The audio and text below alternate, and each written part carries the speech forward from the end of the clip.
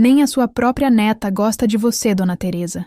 As palavras de Débora cortaram o ar da sala como uma navalha, enquanto todos os presentes congelaram. O café que eu segurava escorreu pelos meus dedos trêmulos, manchando o piso de porcelanato que eu havia encerado naquela manhã. Não foi a xícara quebrada que me feriu, mas o sorriso de satisfação no rosto dela ao ver meus olhos marejados. Minha própria nora, na frente de toda a família reunida para o aniversário de 7 anos da minha netinha Beatriz, humilhando-me como se eu fosse menos que nada. Beatriz, que brincava com as outras crianças no quintal, entrou correndo naquele exato momento, seus cachinhos dourados balançando, e parou ao ver o silêncio constrangedor que dominava a sala. Seus olhinhos, tão parecidos com os do meu falecido marido, pousaram em mim por um segundo, antes que Débora a puxasse para perto, afastando-a como se eu fosse contagiosa. Vem, filha, vamos cortar o bolo. A vovó Teresa está cansada, né? Melhor ela descansar um pouco. O tom falsamente doce contrastava com o veneno que havia destilado segundos antes. Engoli o nó na garganta e tentei sorrir para minha neta, mas ela já estava sendo arrastada para longe, enquanto meu próprio filho, Eduardo, assistia a tudo com um olhar dividido entre constrangimento e omissão, sempre fraco demais para confrontar a esposa, desde que se casara 5 anos atrás. Meus dedos tremiam ao recolher os cacos da xícara. Uma senhora de 68 anos, ajoelhada no chão de sua própria casa, sendo tratada como intrusa na festa da neta que ajudara a criar desde que nascera. Deixa que eu limpo isso, mãe, disse Eduardo, finalmente aproximando-se, mas tarde demais para curar a humilhação. A música infantil soava alta no quintal, mas tudo o que eu conseguia ouvir era a frase de Débora ecoando. Nem a sua própria neta gosta de você. Será que era verdade? Será que minha Beatriz, meu raio de sol desde que Antônio partiu, também me via com os olhos de desprezo de sua mãe? Naquela noite, após todos irem embora, fiquei sentada na cadeira de balanço que Antônio construíra quando Eduardo nasceu. A casa, situada no bairro Jardim Primavera, em Ribeirão Preto, parecia grande demais agora. Minha casa, onde criei meu filho, onde Beatriz deu seus primeiros passos, transformada em um campo minado desde que Débora entrou em nossas vidas. Foi quando ouvi uma batida leve na porta da frente. Eram quase 9 da noite. Quem poderia ser? Com dificuldade, levantei-me e caminhei pelo corredor iluminado apenas pelo abajur da sala. Ao abrir a porta, meu coração quase parou. Ali estava Beatriz, sozinha, ofegante, em seu pijama de unicórnios, com um casaquinho fino cobrindo os ombros. Seus olhos estavam vermelhos, como se tivesse chorado. Vovó, ela sussurrou, olhando para trás, assustada. Posso entrar? Mamãe está dormindo e papai está trabalhando no computador. Puxei-a rapidamente para dentro, fechando a porta. Meu Deus, Bia, você veio sozinha da sua casa até aqui? São 3 quadras. É perigoso, minha pequena. Eu precisava te dar uma coisa, ela disse, enfiando a mãozinha no bolso do casaco. De lá, retirou um papel dobrado, amassado, como se o tivesse escondido por um longo tempo. É para você ler agora. Com as mãos trêmulas, desdobrei o bilhete escrito com canetinha colorida, em uma letra infantil e caprichada. Querida vovó Teresa, eu te amo mais que chocolate, mais que unicórnios, mais que estrelas no céu. Mamãe disse que não posso mais ficar tanto tempo com a senhora porque a senhora tá velha e cansa fácil. Mas eu sei que isso é mentira. A senhora nunca cansa de brincar comigo. Mamãe tá com raiva porque eu falei que queria morar com a senhora. Por favor, não conta pra ela que eu te dei esse bilhete. Eu queria muito ter dado no seu aniversário, mas mamãe rasgou o primeiro que eu fiz. Eu te amo infinito. Sua netinha, Bia. As lágrimas embaçaram minha visão. Abracei Beatriz com toda a força que meu corpo cansado permitia, sentindo seu pequeno coração batendo contra o meu. Vovó, ela sussurrou contra meu ouvido.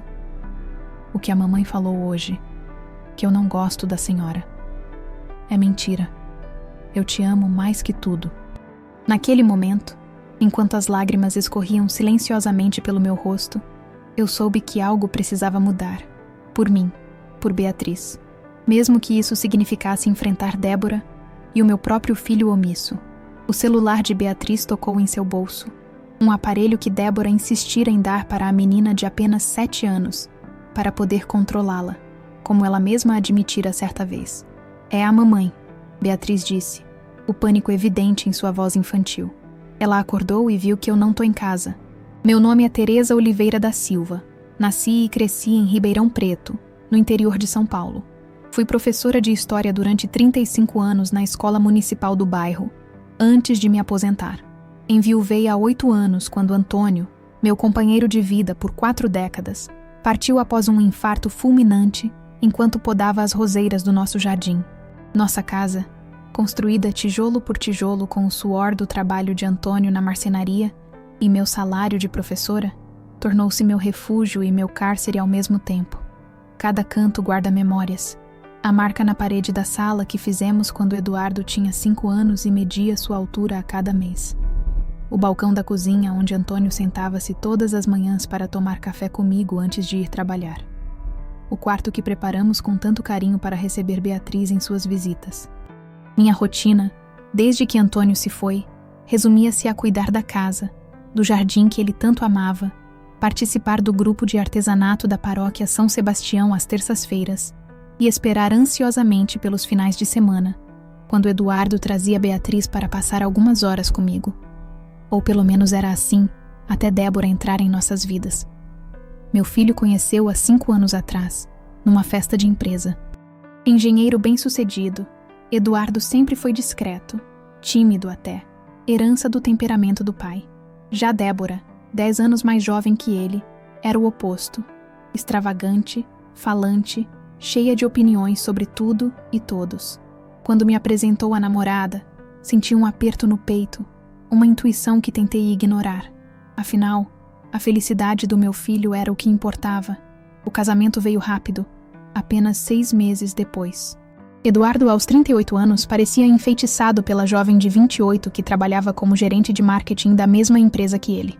A cerimônia foi grandiosa, nada parecida com o que meu filho sempre dissera que gostaria. É o sonho dela, mãe, ele justificou quando questionei o gasto excessivo, que sabia estar consumindo suas economias. No início, Débora era toda sorrisos. Chamava-me de mãezinha. Trazia presentes pequenos. Perguntava sobre receitas que eu descobriria depois, nunca tinha intenção de fazer. A máscara começou a cair quando ela engravidou de Beatriz, apenas 3 meses após o casamento. As visitas à minha casa tornaram-se mais raras. Eduardo sempre com desculpas. Débora estava cansada, indisposta, com enjoo. Quando me ofereci para ajudar, preparando marmitas ou indo até a casa deles, recebi um "não precisa se incomodar, mãezinha", tão gelado que me fez recuar. Beatriz nasceu numa manhã de primavera, tão linda quanto o dia lá fora. No hospital, enquanto segurava minha neta pela primeira vez, vi o olhar de Débora. Não era o olhar de uma mãe orgulhosa compartilhando sua alegria, mas de alguém que vigiava um território. Foi a primeira vez que senti medo real do que estava por vir. Os primeiros 2 anos foram uma batalha silenciosa. Débora limitava meu acesso à neta com desculpas cada vez mais elaboradas. Eduardo, sempre preso entre o amor à filha e a submissão à esposa, raramente intervinha. Foi apenas quando Débora precisou voltar ao trabalho que as portas se abriram.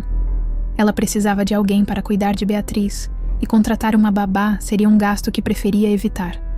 Assim, 3 vezes por semana, eu recebia minha neta em casa. Foram os momentos mais felizes depois da morte de Antônio.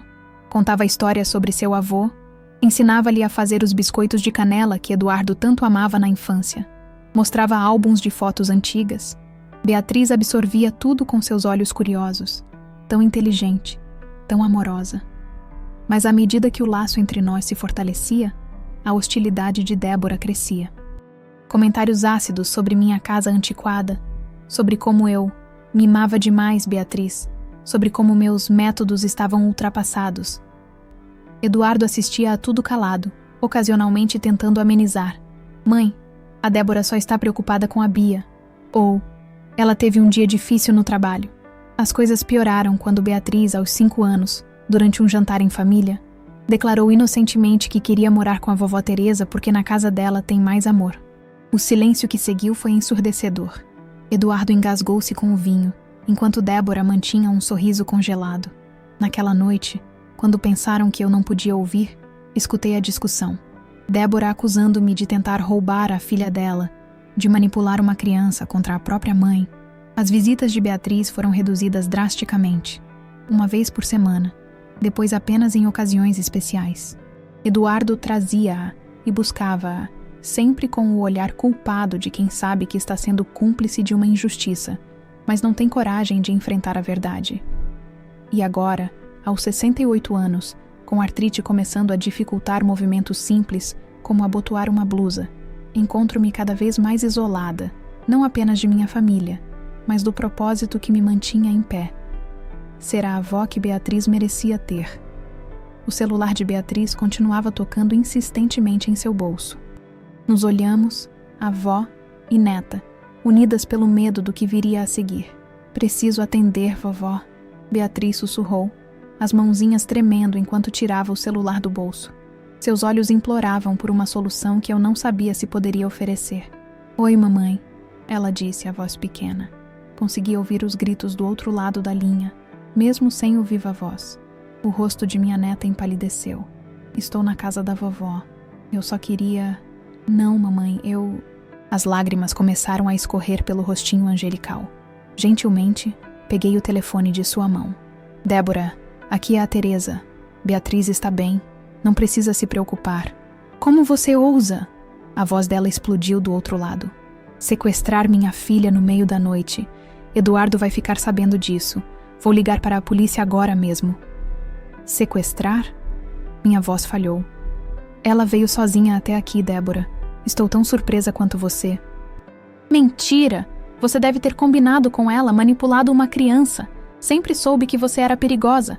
Fique onde está. Estamos indo buscar Beatriz agora. A ligação foi encerrada bruscamente.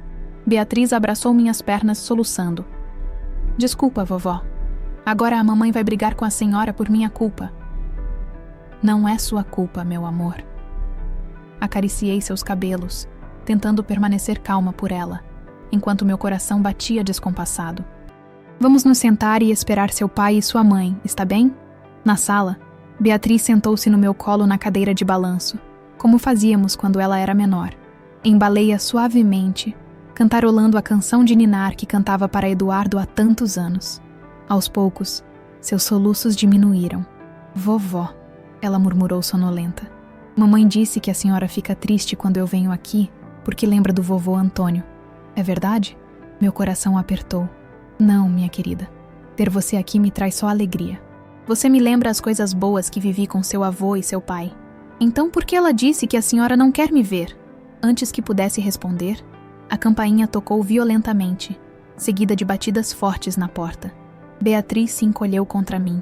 Levantei-me com dificuldade, sentindo uma pontada no joelho artrítico. Mal abri a porta e Débora já avançava para dentro. Eduardo logo atrás, o rosto uma máscara de tensão. Onde está ela? Beatriz! Débora gritou, ignorando-me completamente. Mamãe! Beatriz correu, mas para minha surpresa, escondeu-se atrás das minhas pernas em vez de ir para os braços da mãe. O rosto de Débora contorceu-se numa expressão que misturava fúria e humilhação. Vem já aqui, Beatriz! Estamos indo para casa agora. Eduardo finalmente falou. Mãe, o que aconteceu? Como a Bia veio parar aqui sozinha? Antes que pudesse explicar, Débora interrompeu. Está óbvio, Eduardo. Sua mãe armou tudo isso. Provavelmente incentivou Beatriz a fugir de casa. Isso é crime, sabia? Podemos processá-la por isso. Não foi nada disso. Consegui dizer, sentindo o cansaço dos anos pesando sobre meus ombros. Beatriz chegou há menos de meia hora. Estava prestes a ligar para vocês. Mentira! Débora avançou, puxando Beatriz pelo braço com força desnecessária. Já chega dessa encenação. Você não vai mais ver minha filha depois disso, entendeu? Eduardo, fala alguma coisa. Meu filho, o menino que criei para ser justo e corajoso, apenas abaixou a cabeça. Mãe, você devia ter ligado imediatamente. Aquela foi a primeira verdadeira facada. Não a acusação absurda de Débora, mas o silêncio covarde de meu próprio filho. O homem de 43 anos à minha frente não era mais o menino que corria para meus braços quando caía, que me defendia na escola quando outros garotos zombavam da professora de história. Era um estranho, um fantoche nas mãos da mulher que estava destruindo nossa família. Eduardo, minha voz tremeu. Você realmente acha que eu faria algo para prejudicar Beatriz? Sua própria mãe? Ele não respondeu, apenas desviou o olhar, enquanto Débora sorria triunfante. Papai, Beatriz choramingou. A vovó não fez nada. Eu que fugi. Queria entregar meu bilhete para ela. Que bilhete?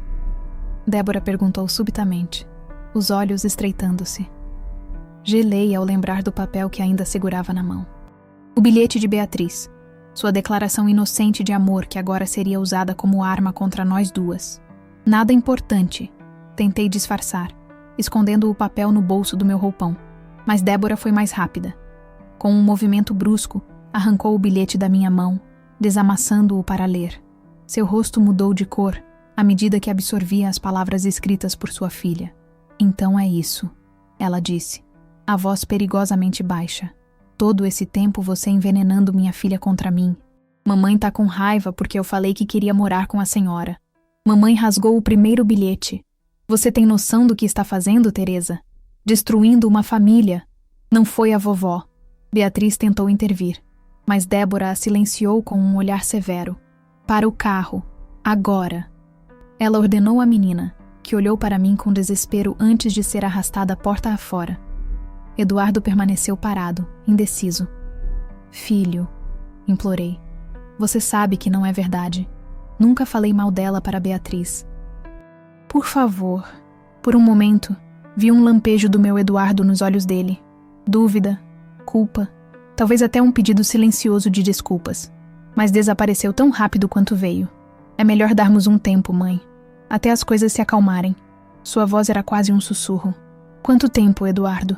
Mais do que as 2 semanas desde a última vez que trouxe Beatriz aqui? Mais do que os 3 meses desde que você mesmo me visitou sem ela? Ele não respondeu. A buzina do carro soou, impaciente. Estou perdendo minha neta, Eduardo. E agora, estou perdendo você também. Eduardo! O grito de Débora veio de fora. Meu filho apenas me deu um beijo rápido na testa, como se eu fosse uma criança que não entendia a complexidade do mundo dos adultos. Vou ligar amanhã, mãe. Descanse. E com isso, ele se foi, fechando a porta atrás de si. Permaneci ali, no meio da sala, o relógio de parede marcando 10 horas da noite. A casa silenciosa, exceto pelo meu coração despedaçado. Lentamente, caminhei até a janela, afastando a cortina de renda que Antônio tanto admirava. O carro de Eduardo ainda estava parado na frente de casa. Pela luz do poste, podia ver a discussão acontecendo dentro do veículo. Débora gesticulando furiosamente, Eduardo tentando acalmá-la. E no banco de trás, Beatriz, minha pequena Beatriz, com o rosto enterrado nas mãos, seus ombros sacudindo com o choro. O carro finalmente arrancou, levando com ele mais um pedaço do meu coração. Naquela noite não dormi. As memórias invadiram-me como ondas, uma após outra, enquanto eu fitava o teto do quarto que dividira com Antônio por quase 4 décadas. Lembrei-me de quando descobri que estava grávida de Eduardo, em 1981. Antônio e eu havíamos tentado por 3 anos. O médico já falava em limitações naturais, um eufemismo para o que ele realmente pensava, que meu corpo não era capaz de gerar uma criança. Quando os exames confirmaram a gravidez, Antônio chorou abertamente no consultório, suas mãos grandes e calejadas pela marcenaria envolvendo as minhas como se segurassem o mais precioso tesouro. A gravidez foi difícil. Enjoos constantes, pressão alta, repouso absoluto nos últimos 2 meses. Antônio trabalhava dobrado na marcenaria para compensar minha licença antecipada da escola. Voltava tarde, exausto, mas sempre encontrava energia para massagear meus pés inchados, contar histórias para o bebê na minha barriga, preparar o chá de camomila que ajudava a acalmar meus nervos.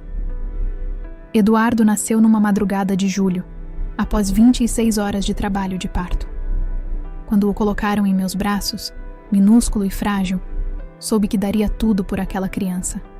E foi exatamente o que fiz. As noites em claro, quando ele tinha febre, os sacrifícios financeiros para garantir que nunca lhe faltasse nada, as aulas extras que dava nos fins de semana para pagar o curso de inglês que ele tanto queria fazer. Quando Eduardo demonstrou interesse por engenharia, Antônio e eu vendemos nosso único carro para ajudar a custear o cursinho preparatório para o vestibular. Lembrei-me da expressão de Eduardo quando foi aprovado na USP. Uma mistura de orgulho e culpa. Mãe, Pai, é muito longe. Vocês vão ficar bem? Mentimos, claro. Dissemos que estávamos radiantes, que era a realização de um sonho. Nunca contamos sobre as noites em que eu chorava silenciosamente no ombro de Antônio, temendo não estar presente se algo acontecesse com nosso único filho na capital. Antônio começou a guardar dinheiro para visitar Eduardo em São Paulo a cada 2 meses. Economizava em tudo. O café da manhã passou a ser apenas café preto com pão. Almoçava marmitas que eu preparava em vez de comer no restaurante perto da marcenaria. Cortou o único luxo que se permitia: o cigarro após o jantar. Eu também fazia minha parte. Comecei a costurar vestidos para as mulheres do bairro. Usava o salário extra para comprar os presentes que enviávamos a Eduardo. Um casaco novo para o inverno paulistano. Livros técnicos que ele precisava, mas eram caros demais para seu orçamento de estudante. Quando Eduardo se formou, com honras, Antônio estava tão orgulhoso que não conseguia falar sem que sua voz embargasse. Na foto da formatura, estamos os 3. Eduardo ao centro, brilhante em sua beca. Antônio à direita, tentando disfarçar que havia perdido peso nas semanas anteriores para poder comprar um terno novo. E eu à esquerda, usando o único conjunto social que possuía, cuidadosamente reformado para a ocasião. Foi naquele dia, durante o jantar de comemoração, que Eduardo anunciou que havia recebido uma proposta de emprego em Ribeirão Preto. "Quero ficar perto de vocês", ele disse. "Vocês já se sacrificaram demais por mim." Os primeiros anos da carreira de Eduardo foram de ascensão rápida. O apartamento pequeno que alugou logo deu lugar a um maior. O carro usado foi substituído por um novo. Ele nos visitava todos os domingos para o almoço. Trazia presentes que considerávamos extravagantes. Um aparelho de TV grande demais para nossa sala modesta. Eletrodomésticos que mal sabíamos usar. Ingressos para shows na capital que educadamente recusávamos, alegando que já estávamos velhos para essas coisas. A verdade era que Antônio e eu sentíamos um misto de orgulho e distanciamento. Nosso filho havia alcançado um mundo que nunca seria o nosso. Mesmo assim, éramos felizes. Eduardo não havia nos esquecido, e isso era o que importava. Quando Eduardo completou 35 anos, ainda solteiro, começamos a nos preocupar. Não verbalizávamos, mas compartilhávamos o mesmo medo. E se ele terminasse sozinho? E se nunca tivéssemos netos? Então Débora surgiu, como um furacão inesperado. Bonita, ambiciosa, articulada. Tão diferente das namoradas anteriores de Eduardo, moças mais discretas, geralmente colegas de profissão. Quando ele a trouxe para conhecer-nos, notei o brilho nos olhos dele, aquela admiração quase infantil. Também notei como ela observava nossa casa, não com o respeito de quem visita um lar, mas avaliando, como quem faz um inventário de defeitos. "Seu filho é incrível, Dona Teresa", ela disse durante aquele primeiro almoço. "Tão brilhante, tão bem-sucedido. Deve ser difícil para vocês acompanharem a vida que ele construiu, não é?" Antônio quase engasgou com o arroz. Sorri educadamente, ignorando a insinuação. "Estamos muito orgulhosos do Eduardo. Sempre soubemos que ele iria longe. E foram vocês que o incentivaram a estudar engenharia?" Débora perguntou, como se duvidasse. "Na verdade", respondeu Eduardo rapidamente, "foi o papai que me levou à primeira feira de ciências. Lembra, pai? Eu tinha 8 anos e você construiu comigo uma ponte de palitos. Fiquei fascinado com estruturas desde então." Antônio sorriu, seus olhos marejados pela lembrança. Débora apenas assentiu, antes de mudar de assunto. "O casamento veio rápido demais. Tem certeza, filho?" Perguntei uma noite, quando ele veio nos mostrar o anel de noivado que compraria. "Vocês se conhecem há tão pouco tempo?" "Quando a gente sabe, mãe", ele respondeu com a convicção dos apaixonados. "Débora é especial. Ela me faz querer ser melhor a cada dia." Eu engoli as palavras de cautela. Quem era eu para questionar o amor? Apenas pedi que fossem felizes e que soubessem que nossos braços e nossa casa estariam sempre abertos para eles. Antônio morreu 3 meses após o casamento. Um domingo comum, enquanto podava as roseiras que cultivava com tanto carinho. Eduardo estava viajando a trabalho. Foi Débora quem atendeu o telefone quando liguei, desesperada, após a ambulância partir levando o corpo do meu marido. Ela chegou 1 hora depois, tempo suficiente para eu estar completamente perdida no turbilhão de providências que a morte exige. Lembro-me de sua expressão de incômodo ao entrar na casa, como se estivesse sendo arrastada para um lugar desagradável. Eduardo está voltando. Foi tudo o que disse, antes de sentar-se no sofá e começar a verificar mensagens no celular. Nenhum abraço, nenhuma palavra de conforto. Apenas a informação prática de que meu filho estava a caminho. O velório e o enterro foram organizados por Eduardo, que chegou naquela noite, destruído não apenas pela perda do pai, mas pela culpa de não ter estado presente. Débora manteve distância educada de mim durante todo o processo.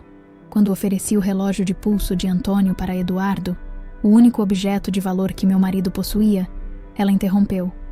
Melhor não, Eduardo. Você usa relógios modernos. Isso é antiquado demais para você. Foi o primeiro sinal claro do que estaria por vir. A tentativa de apagar Antônio da vida deles. E, consequentemente, a mim. A notícia da gravidez veio 2 semanas após o enterro. Em outra circunstância, seria uma alegria que amenizaria a dor da perda. Mas Débora fez o anúncio como se fosse uma competição. Viu, Eduardo? Falei que conseguiríamos rápido. Agora você terá uma família de verdade. Família de verdade. Como se o que Antônio e eu construímos por décadas pudesse ser descartado assim, como um rascunho imperfeito. Os meses que se seguiram foram de luto e isolamento. Eduardo, envolvido com o trabalho e a gravidez de Débora, visitava-me cada vez menos. Quando vinha, era sempre apressado, olhando constantemente para o relógio. Débora raramente o acompanhava, sempre com alguma desculpa. Enjoos, compromissos, cansaço. Quando Beatriz nasceu, algo em mim renasceu também. Ao segurá-la pela primeira vez, com seus olhinhos apertados e bochechas rosadas, senti o amor inundar-me novamente. Era como se Antônio tivesse me enviado um anjo para curar meu coração despedaçado. Mas Débora percebeu. Notou como eu olhava para Beatriz, como meu rosto se iluminava na presença da neta. E assim começou a segunda fase do seu plano: afastar Beatriz de mim, como já havia afastado Eduardo. Agora, anos depois, enquanto o sol começava a nascer, banhando meu quarto com a luz dourada da manhã, percebi com clareza cristalina. Eu havia entregado tudo, minha juventude, meus sonhos, meu conforto, para dar a Eduardo uma vida melhor que a nossa.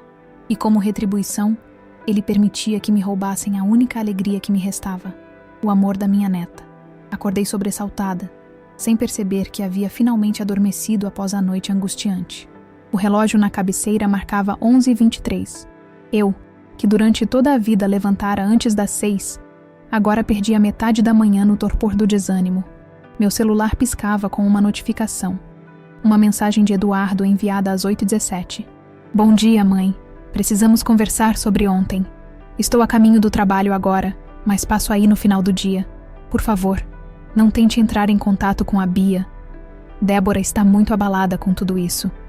Débora abalada. Como se ela fosse a vítima nesta história. Como se seus sentimentos fossem a prioridade máxima, acima dos de uma criança de 7 anos e de uma senhora de 68. Com dificuldade, levantei-me. Meus joelhos protestaram, a artrite lembrando-me que os anos não perdoam. No banheiro, o espelho refletia uma mulher que eu mal reconhecia. Olheiras profundas, cabelos grisalhos desalinhados, a expressão de quem carrega um fardo pesado demais. Antônio sempre dizia que eu era a mulher mais forte que conhecera. Feita de aço por dentro, Teresa, ele costumava falar, mas com um coração tão grande que ninguém percebe o aço. Onde estava aquela força agora? Diluída em lágrimas silenciosas, corroída por anos de pequenas concessões, de paz a qualquer preço. Arrastei-me para a cozinha, preparei um café forte. Precisava clarear a mente, pensar no que diria a Eduardo quando ele viesse. Faria 50 anos em setembro que me tornei professora, primeiro de crianças, depois de adolescentes. Meio século ensinando história, mostrando como o passado molda o presente. E o que eu havia aprendido com tudo isso? Que algumas batalhas não podem ser vencidas com concessões.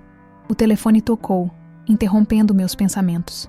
Era Margarida, minha vizinha há mais de 30 anos, e a única amiga que restou após a morte de Antônio. Teresa, tudo bem com você? Ouvi vozes alteradas ontem à noite. Fiquei preocupada. Hesitei. Parte de mim queria desabafar, contar tudo. Mas havia uma vergonha silenciosa em admitir que meu próprio filho permitia que eu fosse tratada assim. Foi só um desentendimento, Margarida. Nada sério. Desentendimento? Teresa, até meu aparelho auditivo captou aquela mulher gritando com você. E não foi a primeira vez. Suspirei derrotada. É complicado, Margarida. Complicado é esse roxo no meu quadril depois da queda semana passada. O que está acontecendo na sua família é abuso, minha amiga. Abuso. A palavra pesou como chumbo. Nunca havia pensado nesses termos. Eduardo vem aqui mais tarde, respondi finalmente. Vamos conversar e resolver isso. Ótimo. E se precisar de reforço, estou a 2 toques de campainha de distância. Aquela nora sua precisa ouvir umas verdades. Sorri fracamente. Margarida, viúva como eu, mas com 4 filhos e 11 netos que a visitavam religiosamente, representava tudo o que eu desejava para minha velhice. Respeito, carinho, presença. Após desligar, decidi que não ficaria esperando Eduardo chegar. A casa estava empoeirada, as plantas precisando de água, a geladeira quase vazia. Viveria meu dia normalmente, como Antônio gostaria que eu fizesse. Estava regando as roseiras no jardim da frente quando um carro que não reconheci estacionou em frente à casa. Dele desceu uma mulher elegante de meia-idade, cabelos impecavelmente arrumados, roupas caras. Precisei de alguns segundos para reconhecê-la. Sandra, mãe de Débora, que vira apenas 3 vezes em todos esses anos. Dona Teresa, ela cumprimentou-me com falsa cordialidade. Podemos conversar? Convidei-a a entrar, mais por educação do que por desejo. Na sala, ofereci café, que ela recusou com um gesto de mão. Vou direto ao assunto, Sandra disse, sentando-se na ponta do sofá como se temesse contaminar-se. Minha filha me contou o que aconteceu ontem. Estou aqui para pedir que pare de interferir na criação de Beatriz. Senti o sangue subir às faces. Interferir? Sandra, eu sou a avó de Beatriz. Sim, e isso lhe dá certos direitos, mas não o direito de contradizer as decisões dos pais. Débora me contou que você tem incentivado Beatriz a, como posso dizer, rebelar-se contra as autoridades materna. Isso é absurdo. Nunca falei mal de Débora para minha neta. Nunca. Sandra sorriu. Aquele sorriso de quem fala com uma criança teimosa. Talvez não diretamente, mas as crianças são impressionáveis, Dona Teresa. Quando você a enche de mimos, de atenção excessiva, está criando uma expectativa irreal. Débora e Eduardo estão criando Beatriz para o mundo real, onde nem sempre recebemos tudo o que queremos. O mundo real? Minha voz tremeu. O mundo real inclui o amor dos avós, Sandra. Ou sua filha está privando Beatriz disso também? Seu sorriso vacilou. Olhe, não vim aqui para discutir. Vim como mediadora. Débora está muito magoada com tudo isso. Ela apenas quer o melhor para a filha. E o melhor inclui afastá-la da única avó que tem? Eduardo perdeu o pai há anos. Beatriz nunca conheceu o avô paterno. Sou o único elo dela com o passado de seu pai. Sandra suspirou dramaticamente. Essa é a questão, não é? O passado. Você vive nele, Dona Teresa. Débora está tentando construir uma família voltada para o futuro. Talvez se a senhora se atualizasse um pouco. Sabe, acompanhasse os tempos. Esta casa, ela gesticulou ao redor, como se apontasse para algo deplorável. Tudo aqui parece parado no tempo. Olhei ao redor, para as paredes que Antônio havia pintado, para os móveis modestos mas bem cuidados, para as fotografias de família em porta-retratos simples. Esta era minha história, minha vida. E esta mulher ousava sugerir que eu deveria apagá-la para agradar sua filha? Minha casa está parada no tempo porque aqui viveram pessoas que se amaram, Sandra. Pessoas que construíram memórias. Desculpe se isso incomoda sua filha.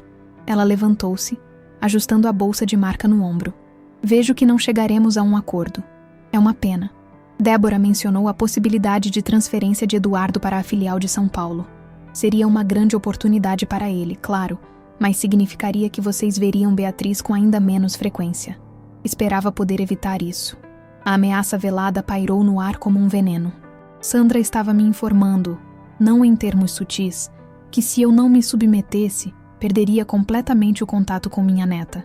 Diga à sua filha, respondi, levantando-me também, minha voz mais firme do que esperava, que Antônio e eu não criamos Eduardo para ser manipulado assim. E diga também que existem leis neste país, leis que protegem o direito dos avós. Sandra riu, um som frio e calculado. Leis. A senhora realmente quer levar isso para o campo jurídico? Eduardo jamais permitiria. Ele conhece sua situação financeira, sabe que não teria como arcar com advogados. Além disso, imagine o trauma para Beatriz, sendo arrastada para tribunais pela própria avó. Naquele momento, algo se quebrou dentro de mim. Não era apenas tristeza ou indignação. Era a percepção aguda de que estas pessoas, Débora e agora sua mãe, haviam planejado metodicamente meu isolamento. Não era apenas sobre Beatriz. Era sobre apagar qualquer influência minha na vida do meu filho, na vida da minha neta. Acho que nossa conversa terminou, Sandra, disse, caminhando em direção à porta. Pense no que eu disse, Dona Teresa. Às vezes, para o bem dos que amamos, precisamos nos afastar. Quando fechei a porta após sua saída, minhas pernas finalmente cederam. Escorreguei até o chão, as costas apoiadas na madeira, e chorei. Não o choro silencioso das noites sem Antônio, mas soluços convulsivos que sacudiam todo o meu corpo. Chorei por tudo o que havia perdido e pelo que estava prestes a perder. Chorei pela covardia do meu filho. Chorei pela inocência de Beatriz, manipulada nesse jogo cruel de adultos. Chorei até que não houvesse mais lágrimas, apenas um vazio doloroso no peito. O relógio da sala marcava 3 da tarde quando finalmente me levantei. Eduardo chegaria em algumas horas, e pela primeira vez em minha vida, eu não sabia se queria vê-lo. O som do carro de Eduardo estacionando em frente à casa chegou até mim como um presságio. Já passava das 7 da noite, e eu havia permanecido sentada na cadeira de balanço por horas, fitando o jardim através da janela, revivendo a conversa com Sandra, pesando cada palavra, cada ameaça velada. O Eduardo que entrou em minha casa não era o homem confiante que eu conhecia. Parecia menor, de alguma forma, os ombros caídos, o olhar evitando o meu. Trazia uma pequena caixa de chocolates, minha preferida, um gesto que em outros tempos teria me comovido, mas que agora parecia patético, como tentar apagar um incêndio com um copo d'água. "Oi, mãe", ele disse, a voz baixa. Não me levantei para abraçá-lo como sempre fazia. Algo havia mudado dentro de mim naquelas horas de contemplação silenciosa. "Sua sogra esteve aqui hoje", respondi, dispensando cumprimentos. "Uma visita bastante esclarecedora." Eduardo empalideceu. "A Sandra veio aqui? Eu não sabia." "Não?" Curioso, porque ela parecia bem informada sobre nossa situação. Até mencionou uma possível transferência sua para São Paulo. Algo que você convenientemente esqueceu de me contar. "Mãe, não é bem assim." Ele sentou-se no sofá, passando as mãos pelo rosto em um gesto de cansaço. "A transferência é apenas uma possibilidade. Nada decidido ainda." "E quando seria decidido, Eduardo? Quando o caminhão de mudança já estivesse na porta? Ou eu receberia um cartão postal de São Paulo com a nova vida de vocês?" Meu tom ácido o surpreendeu. Durante toda a sua vida adulta, eu havia sido a mãe compreensiva, a que aceitava suas escolhas sem questionar, que engolia as próprias necessidades para não ser um fardo. Aquela mulher havia desaparecido. "Não é justo, mãe. Estou tentando equilibrar tudo. Meu trabalho, meu casamento, Beatriz. E onde estou eu nessa equação, filho? Em algum momento dos últimos 5 anos, você se perguntou como eu me sentia sendo gradualmente apagada da sua vida, da vida da minha neta." "Não é assim", ele protestou, mas sem convicção. "Você sempre será minha mãe, a avó de Beatriz." "Serei?" "Porque não é isso que sua esposa diz para minha neta. Não é isso que a mãe dela veio me dizer hoje. O plano é claro, Eduardo. Afastar Beatriz de mim completamente. E você, meu filho, está permitindo que isso aconteça." Ele levantou-se, agitado. "O que você quer que eu faça?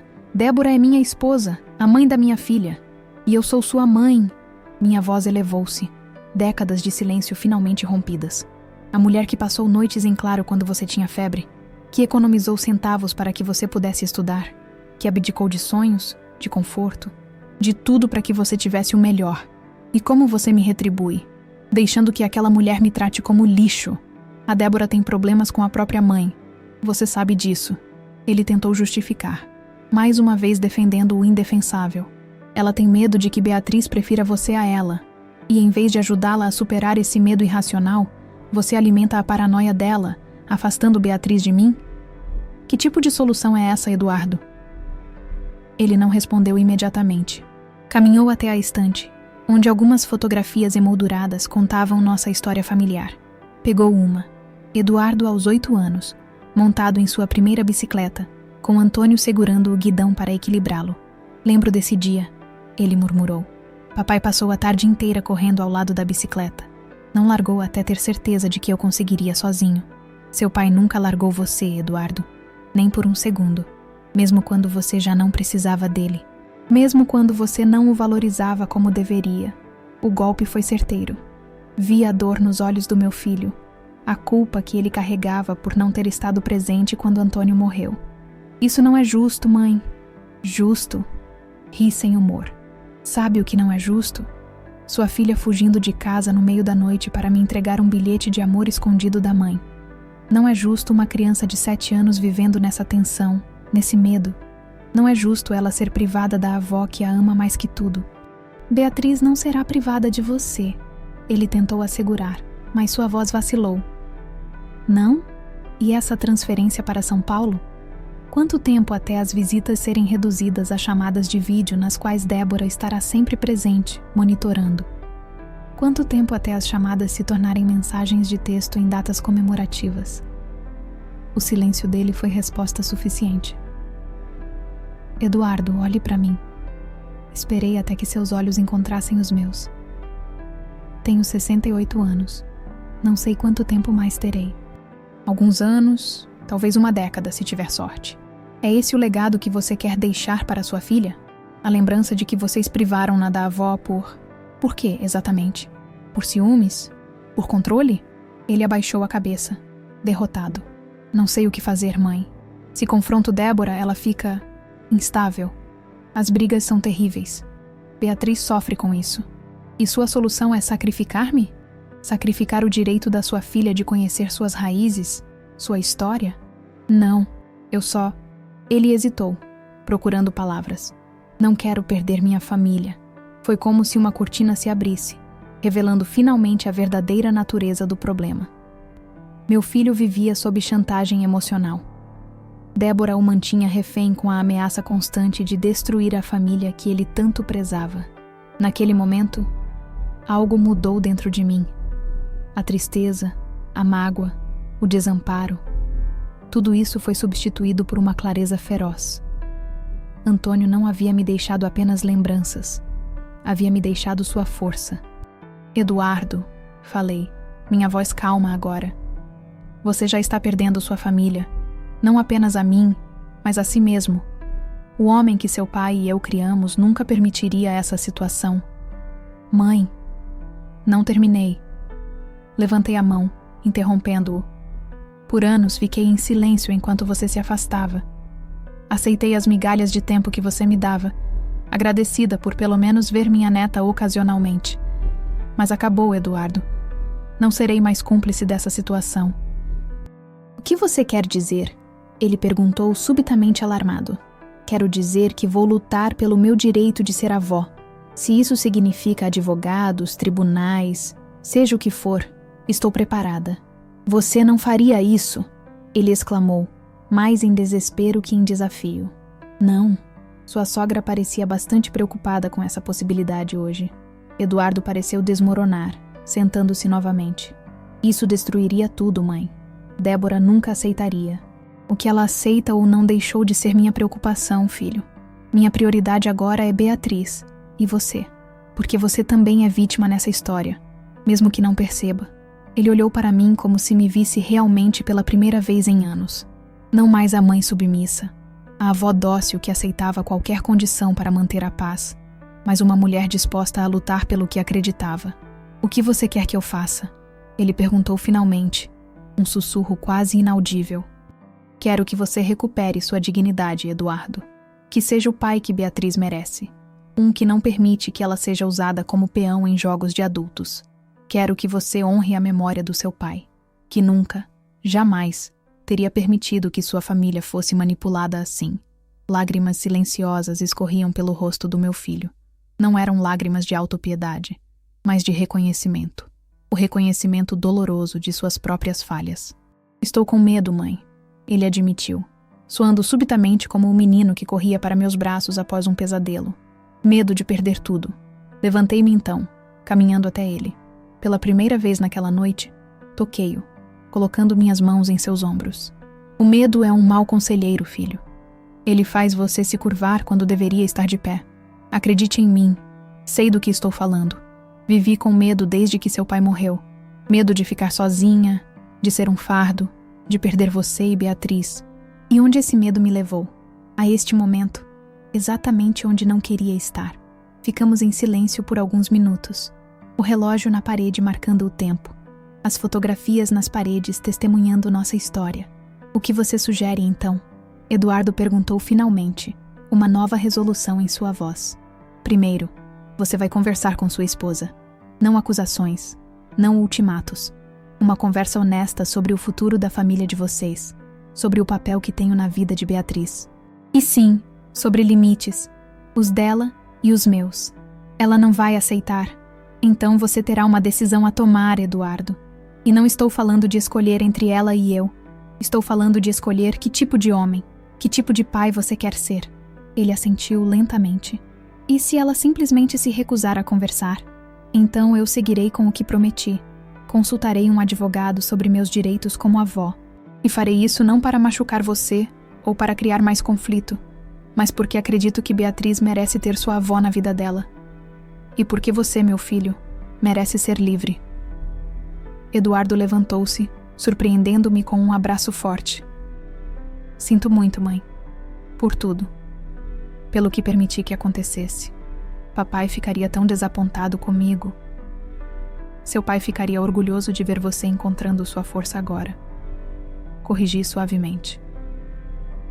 Nunca é tarde demais para fazer o que é certo, Eduardo. Quando ele partiu, horas depois, após uma conversa longa e dolorosa onde finalmente falamos verdades que haviam sido silenciadas por anos, senti uma estranha serenidade. Não tinha ilusões de que o caminho seria fácil. Débora lutaria com todas as suas forças para manter o controle. Haveria lágrimas, acusações, talvez até ameaças. Mas pela primeira vez em muito tempo, eu não estava com medo. A semana que seguiu minha conversa com Eduardo foi de silêncio quase absoluto. Nenhuma ligação, nenhuma visita. Apenas uma mensagem breve no terceiro dia. Conversando com Débora. Preciso de tempo. Eu concedi esse tempo. Não por passividade, mas por estratégia. A paciência sempre foi minha maior virtude. No domingo, exatamente uma semana após o incidente com Beatriz, utilizei meu tempo para organizar o pequeno escritório que fora de Antônio. Era um cômodo que raramente entrava, preservando-o quase como um santuário. A escrivaninha antiga de madeira maciça, os livros de marcenaria nas prateleiras, o cheiro sutil de cedro que ainda persistia, como se ele tivesse acabado de sair. Abri as gavetas uma a uma, separando papéis antigos, contas pagas, garantias de eletrodomésticos há muito tempo substituídos. Na última gaveta, a mais profunda, encontrei uma pasta de couro gasto que não reconheci imediatamente. Dentro, documentos que Antônio mantivera organizados meticulosamente. A escritura da casa, nossos testamentos, apólices de seguro. Entre os documentos, um envelope pardo, lacrado, com a caligrafia de Antônio no exterior, para Teresa, quando for necessário. A data escrita no canto, apenas 2 semanas antes de sua morte. Com o coração acelerado, rompi o lacre.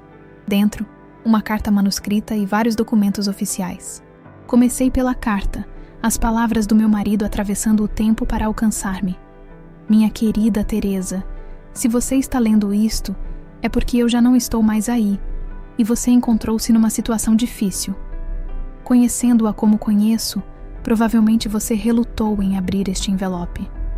Você sempre foi assim, forte demais para admitir que precisa de ajuda, generosa demais para colocar suas necessidades à frente das dos outros. Mas agora, meu amor, é hora de pensar em você.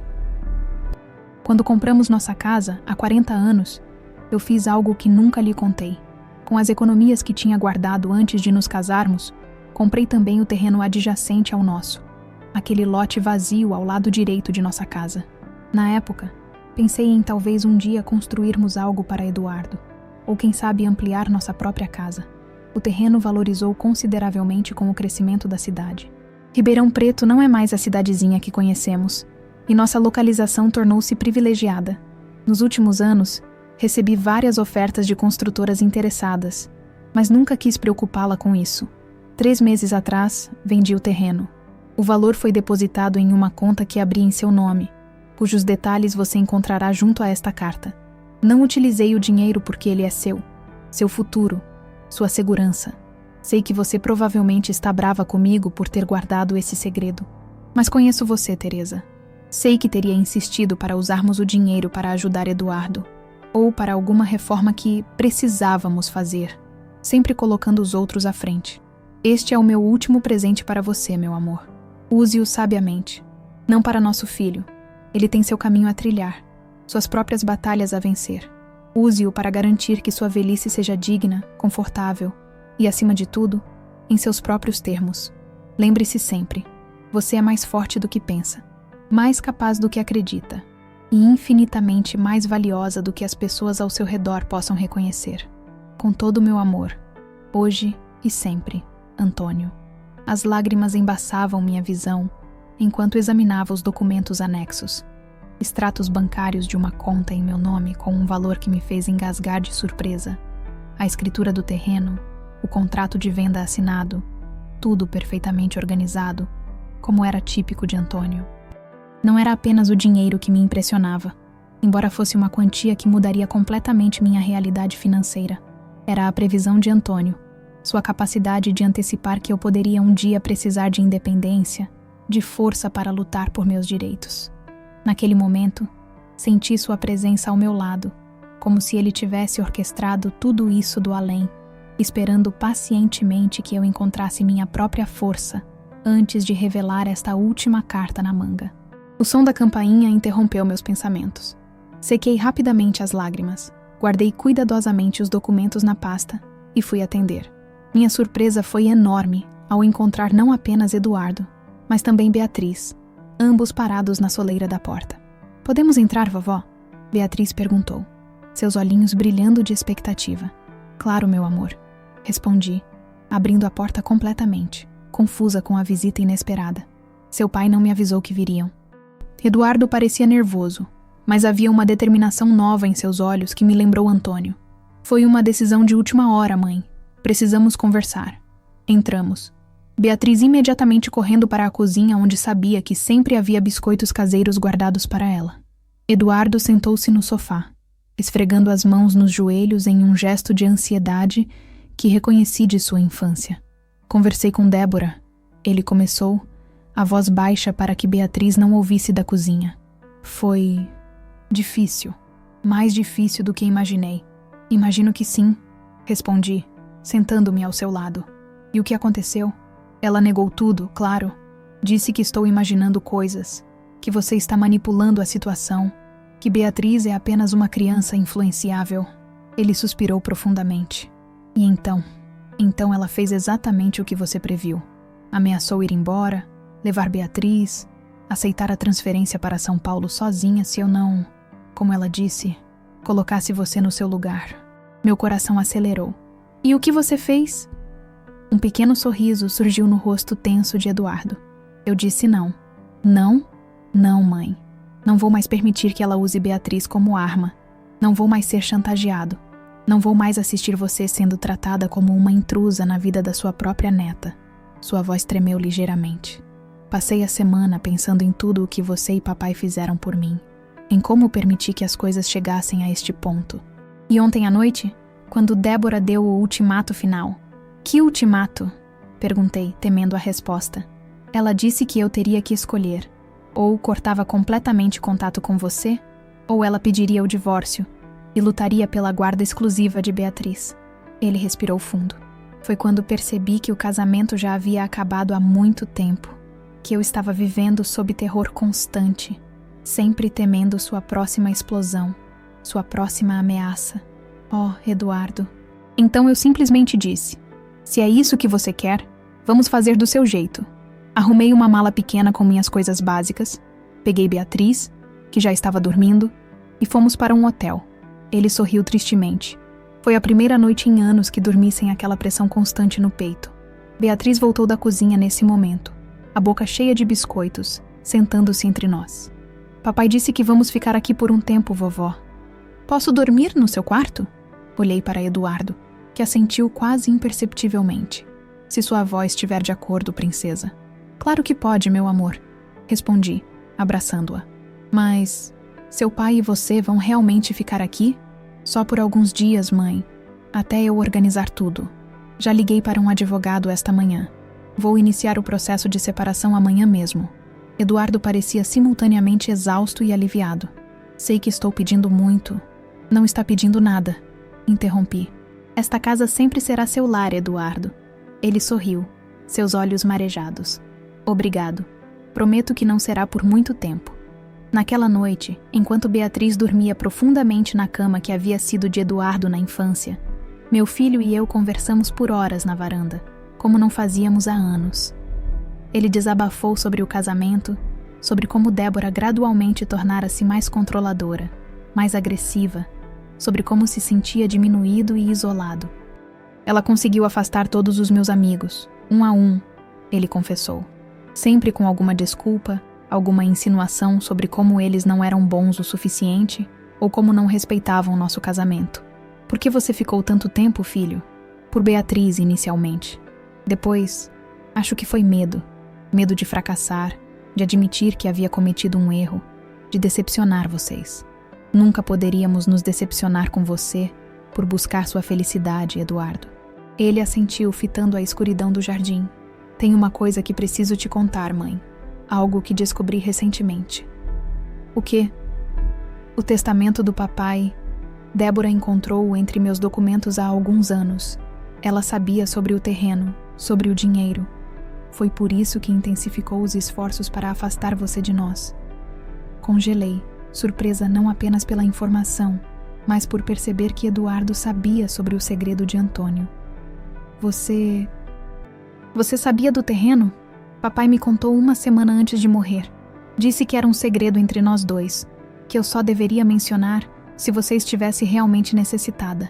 Ele sorriu tristemente. Ele sempre pensou em tudo, não é? Seu pai sempre foi 3 passos à frente de todos nós. Respondi, lembrando-me da carta que acabara de ler. Débora ficou obcecada quando descobriu. Falava que não era justo, que o dinheiro deveria ser para nossa família, para o futuro de Beatriz. Eduardo passou as mãos pelo rosto. Agora entendo que não era sobre o dinheiro em si, era sobre controle, sobre você ter independência, poder de decisão. Assenti, as peças finalmente se encaixando. A hostilidade crescente de Débora, o afastamento forçado, as tentativas de diminuir-me aos olhos de Beatriz e Eduardo. Tudo parte de um plano para isolar-me completamente, talvez esperando que eventualmente eu cedesse. Transferisse os recursos para eles em troca de migalhas de atenção. O que você vai fazer agora, filho? Lutar pela guarda compartilhada de Beatriz. Reconstruir minha vida. Tentar ser o homem que papai acreditava que eu poderia ser. Ele olhou diretamente nos meus olhos. E garantir que você nunca mais seja excluída da nossa família.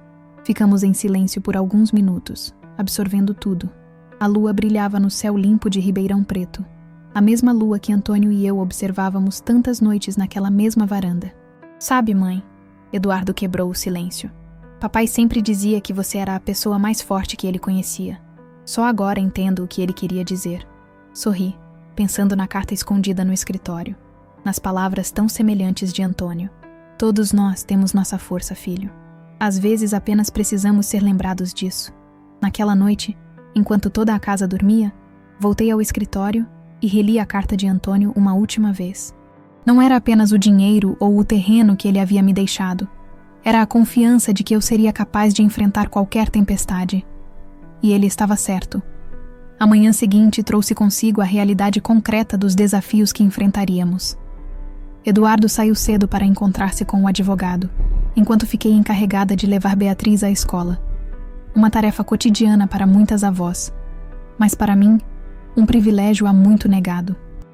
A mamãe vai ficar com muita raiva quando souber que a senhora me levou, Beatriz comentou, enquanto caminhávamos pela calçada, sua mãozinha segurando a minha com força. Sua escola ficava a apenas 3 quadras da minha casa, um trajeto que eu nunca havia feito com ela. Seu pai conversou com a escola, querida. Eles sabem que hoje sou eu que vou levá-la.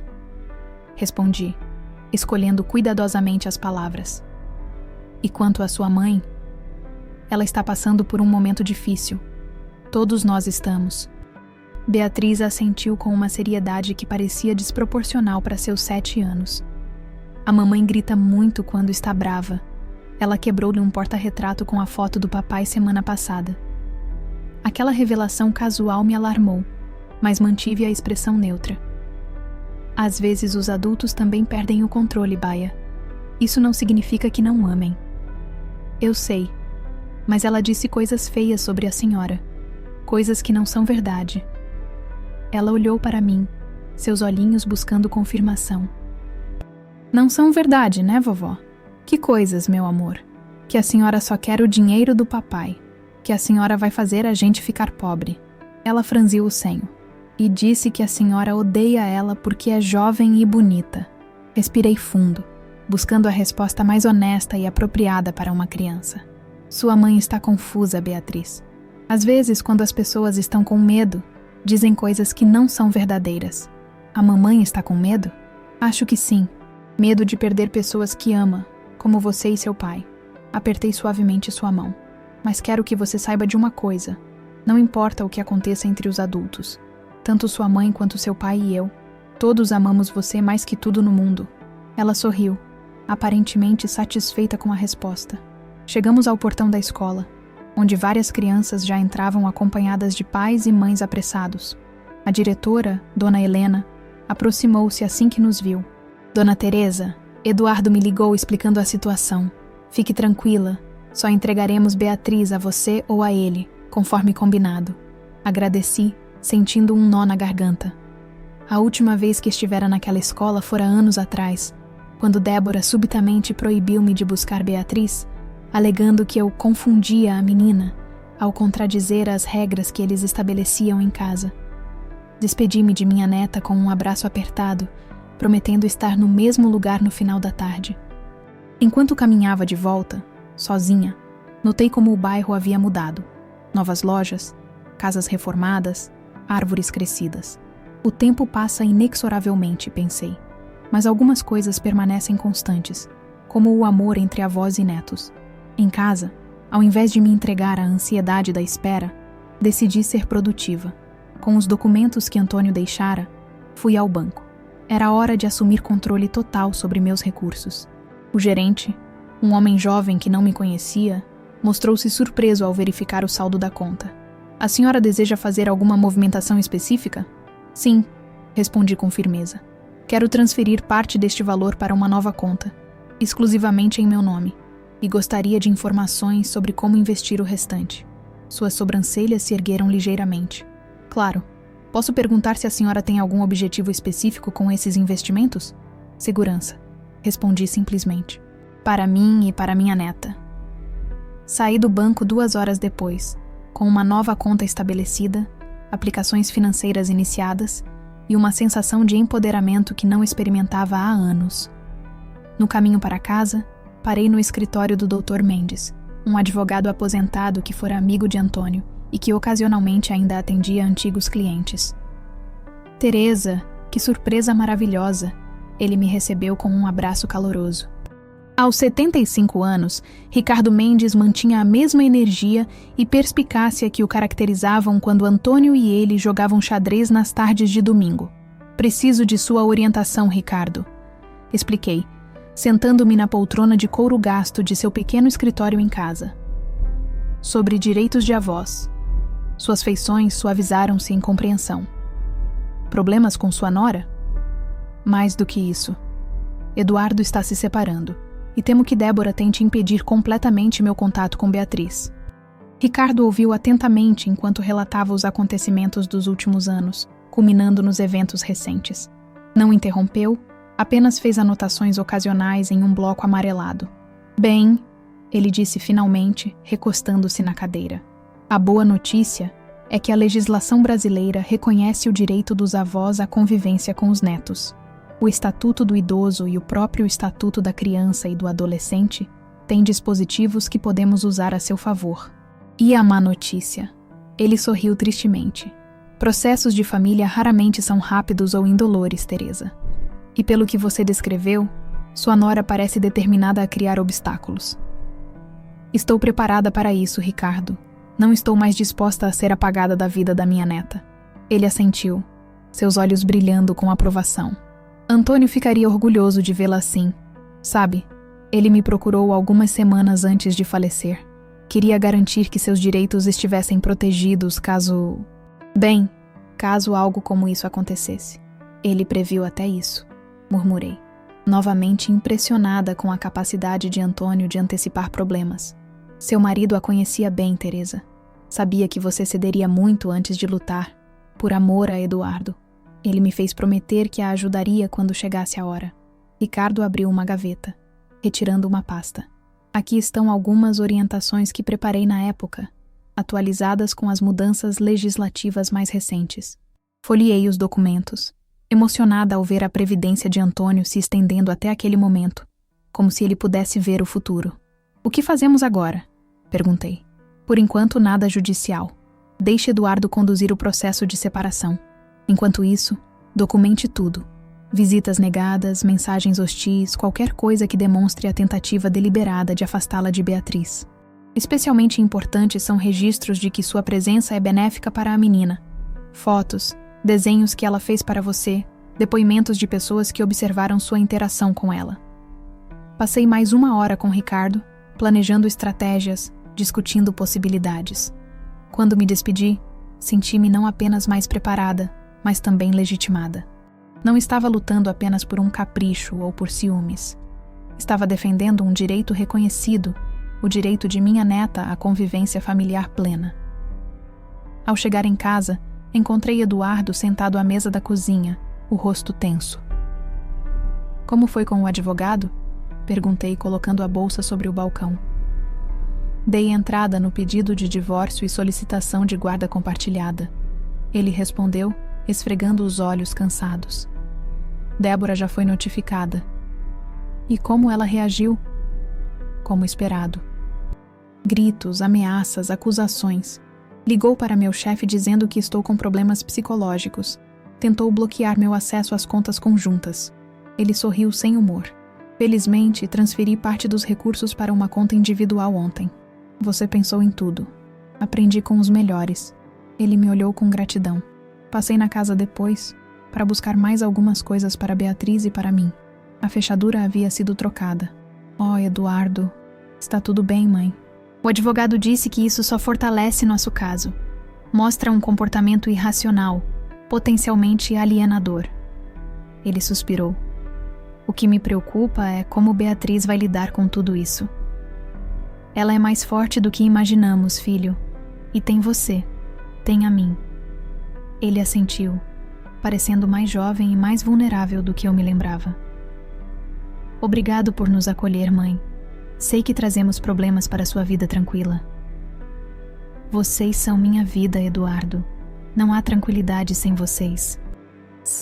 O resto do dia transcorreu com uma calma quase surreal. Busquei Beatriz na escola, preparamos juntos o jantar, uma rotina familiar que parecia um sonho depois de anos de afastamento forçado. Quando Eduardo retornou de uma segunda reunião com o advogado, jantamos os 3 à mesa da cozinha, como uma família novamente. Mais tarde, após colocar Beatriz para dormir, encontrei Eduardo na varanda, olhando as estrelas. Silenciosamente, sentei-me ao seu lado. Débora enviou uma proposta através do advogado dela, ele disse após alguns momentos. Ela concordaria com a guarda compartilhada, mas com uma condição: que você me afaste de Beatriz, concluí sentindo um aperto no peito. Sim, Eduardo virou-se para mim, seus olhos determinados. Eu recusei, claro. Disse ao advogado que não negociamos sobre isso. Filho, não quero ser a causa de mais conflito.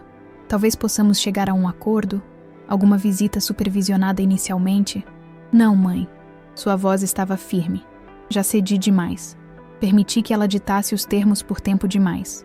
Não vou mais negociar sobre o direito da minha filha de conviver com a avó que a ama. Assenti, emocionada com sua determinação. O que acontece agora?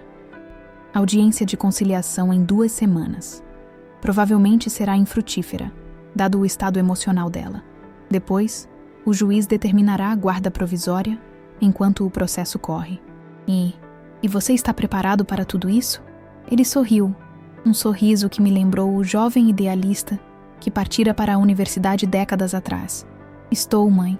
Pela primeira vez em anos, sinto que estou fazendo a coisa certa, defendendo quem realmente importa. Naquela noite, deitada em minha cama, refleti sobre como a vida dá voltas. Semanas atrás, eu era uma viúva solitária, gradualmente apagada da vida de minha família. Agora, minha casa estava viva novamente, com o som dos passos de meu filho e o riso de minha neta. O caminho à frente seria difícil, sem dúvida. Débora lutaria com todas as suas forças, usando quaisquer meios ao seu alcance. Mas eu já não era a mesma mulher que aceitava calada as injustiças. Antônio havia me deixado não apenas recursos financeiros, mas a confiança de que eu poderia, e deveria, lutar pelo que era justo.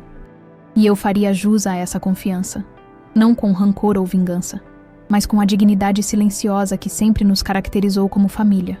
Adormeci com uma certeza inabalável. Independentemente dos obstáculos que Débora colocasse em nosso caminho, ela jamais conseguiria apagar o amor entre uma avó e sua neta. Alguns laços são simplesmente indestrutíveis. A data da audiência de conciliação aproximava-se rapidamente. Durante aquelas 2 semanas, Eduardo, Beatriz e eu estabelecemos uma rotina que trazia um conforto quase esquecido à minha vida. As manhãs começavam com o café da manhã juntos, Eduardo verificando e-mails de trabalho, enquanto eu ajudava Beatriz com a tarefa de casa que não conseguira terminar na noite anterior. Eu a levava à escola, enquanto Eduardo seguia para o escritório, lidando com olhares curiosos de colegas que já haviam ouvido rumores sobre a separação.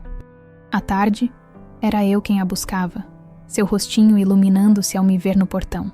Uma alegria simples que me era negada há tanto tempo.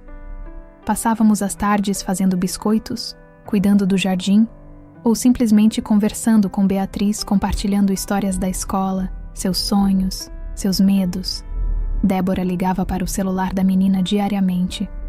Eu sempre garantia que Beatriz atendesse em privacidade, apesar da tentação de monitorar as conversas, depois que minha neta mencionou que mamãe faz muitas perguntas sobre a casa da vovó. Na véspera da audiência, enquanto preparava o jantar, ouvi o celular de Beatriz tocar na sala. Eduardo havia saído para uma última reunião com o advogado, e eu estava sozinha com minha neta. Após alguns minutos, Beatriz entrou na cozinha, o rosto pálido. "O que foi, querida?" perguntei, deixando de lado a colher de pau.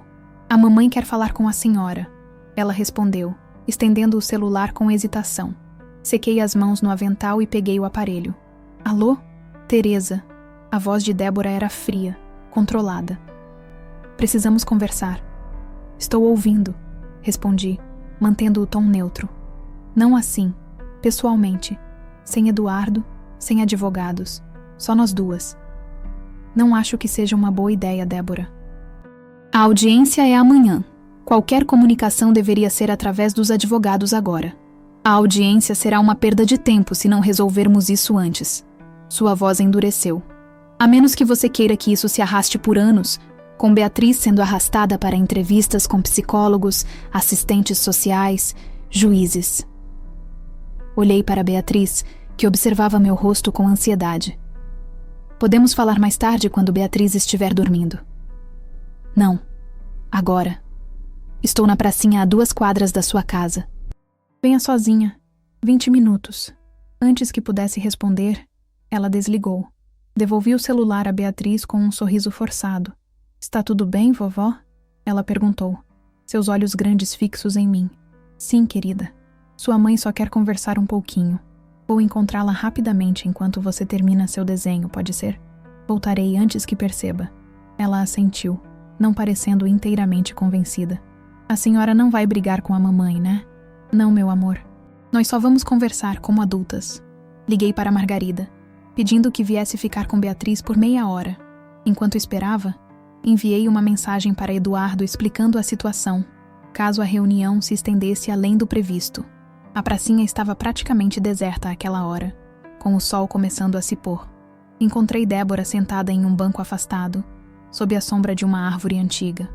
Parecia diferente, mais magra, mais pálida, com olheiras profundas que nem a maquiagem conseguia disfarçar completamente. Obrigada por vir, ela disse quando me aproximei. Não havia o sarcasmo habitual em sua voz, apenas um cansaço evidente.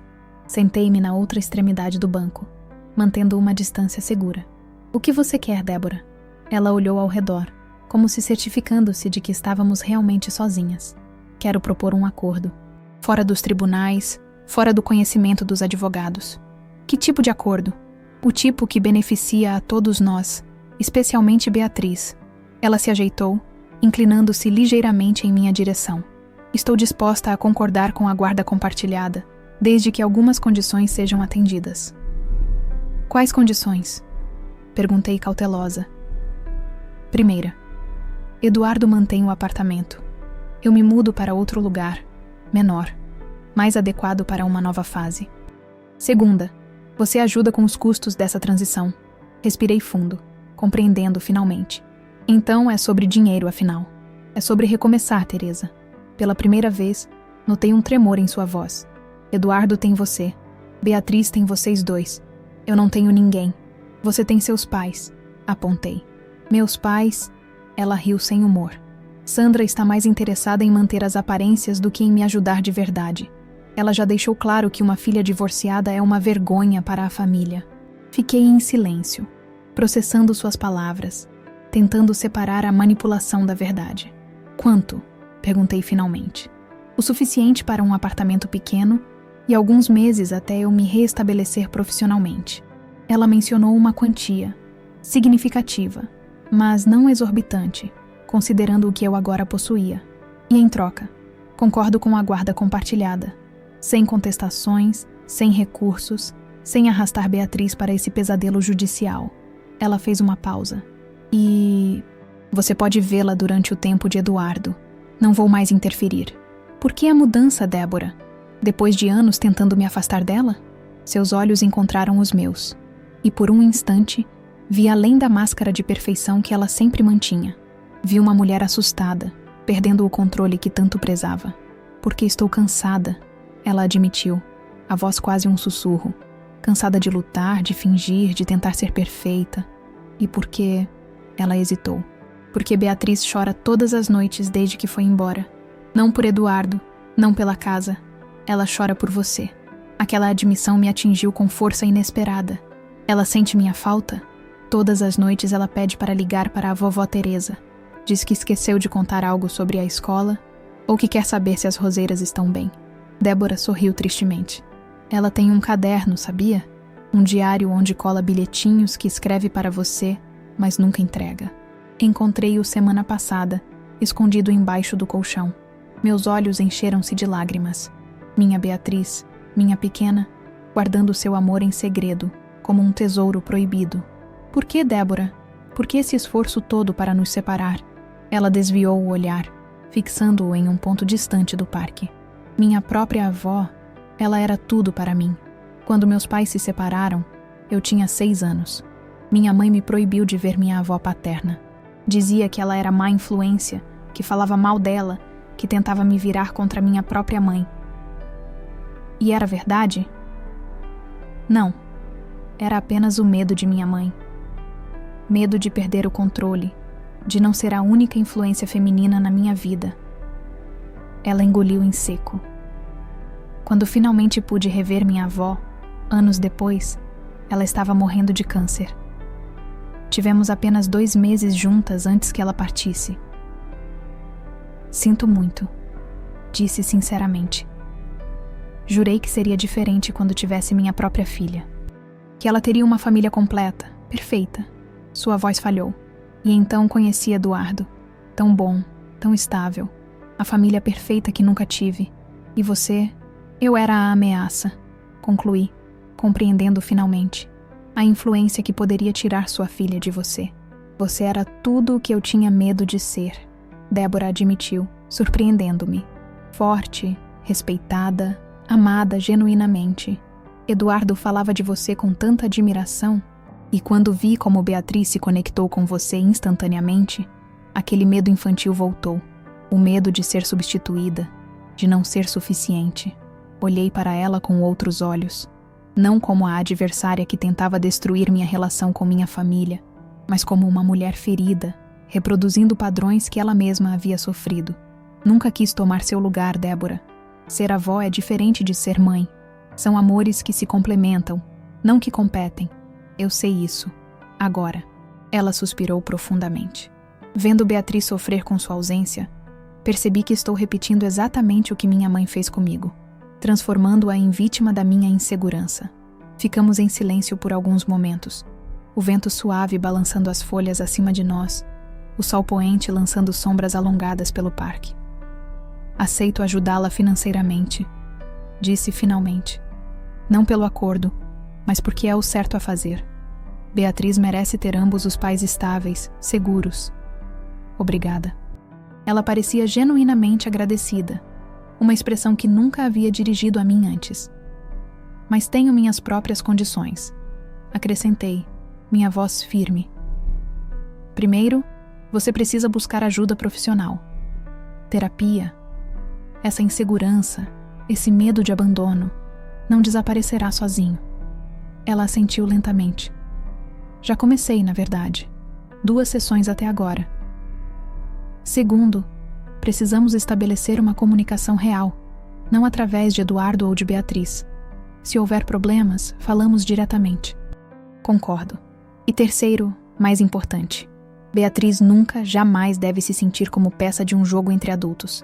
Ela merece ter sua mãe, seu pai e sua avó trabalhando juntos pelo seu bem-estar. Débora olhou diretamente em meus olhos, uma vulnerabilidade inédita em seu rosto. Sabe o que Beatriz me disse ontem à noite? Que queria que eu aprendesse a fazer biscoitos de canela como os seus. Disse que talvez pudéssemos fazer juntas algum dia. Sorri, imaginando minha neta tentando a seu modo construir pontes. Ela sempre foi mais sábia que todos nós, não é? Ela é. Débora respirou fundo, como se reunindo coragem. Eu gostaria de pedir desculpas, Teresa. Por tudo. Pela forma como tratei você. Pelas coisas que disse. Por afastá-la de Beatriz. Foi cruel. Não respondi imediatamente. Parte de mim queria agarrar-se à mágoa, aos anos de humilhações e isolamento. Seria tão fácil rejeitar suas desculpas, fazer com que ela provasse seu arrependimento por muito mais tempo. Mas então, pensei em Antônio, em sua capacidade de ver além do óbvio, de perdoar sem esquecer. Pensei em Beatriz, que merecia adultos capazes de superar suas próprias feridas pelo bem maior. Aceito suas desculpas, disse finalmente. Não significa que esquecerei ou que confiarei imediatamente. Confiança é algo que se reconstrói com o tempo, com ações consistentes. Entendo. Ela parecia aliviada, mesmo com minha ressalva. E Débora, acrescentei, inclinando-me em sua direção. Quero que saiba de uma coisa. Nunca falei mal de você para Beatriz. Nunca tentei diminuí-la aos olhos dela. Uma criança precisa acreditar em seus pais, respeitá-los. Jamais tiraria isso dela. Lágrimas surgiram nos olhos de Débora, surpreendendo-me. Em todos aqueles anos, nunca a tinha visto verdadeiramente vulnerável. Eu sei disso agora, ela sussurrou. E isso só torna tudo pior. Você era a inimiga perfeita que criei na minha mente. E você nunca jogou o mesmo jogo. Quando nos levantamos para partir, o céu já estava tingido de púrpura e laranja. Algo havia mudado entre nós. Não amizade, talvez nem mesmo simpatia ainda, mas um entendimento. Um armistício por algo maior que nós duas. No caminho para casa, meu celular tocou. Era Eduardo, preocupado com minha demora. Está tudo bem, filho. Estou voltando agora. O que Débora queria? Sua voz estava tensa, desconfiada. Conversaremos quando eu chegar, mas acho que encontramos um caminho. Ao virar a esquina da minha rua, vi um carro estacionando em frente à casa. Sandra, a mãe de Débora. Meu coração acelerou. Seria alguma armadilha? Teria Débora me distraído enquanto sua mãe tentava algo com Beatriz? Apressei o passo, aproximando-me no momento em que Sandra descia do carro. Seu rosto, habitualmente composto, mostrava sinais de angústia. Teresa, ela chamou, vendo-me chegar. Preciso falar com você. Sandra? O que faz aqui? Perguntei, colocando-me entre ela e a porta da casa. Débora me ligou. Ela explicou, surpreendendo-me. Disse que vocês conversaram, que ela finalmente entendeu o mal que estava causando a Beatriz. Sim, conversamos. Eu vim porque... Ela hesitou, ajeitando nervosamente a bolsa de marca no ombro. Porque devo a você um pedido de desculpas também. Fui cúmplice em tudo isso.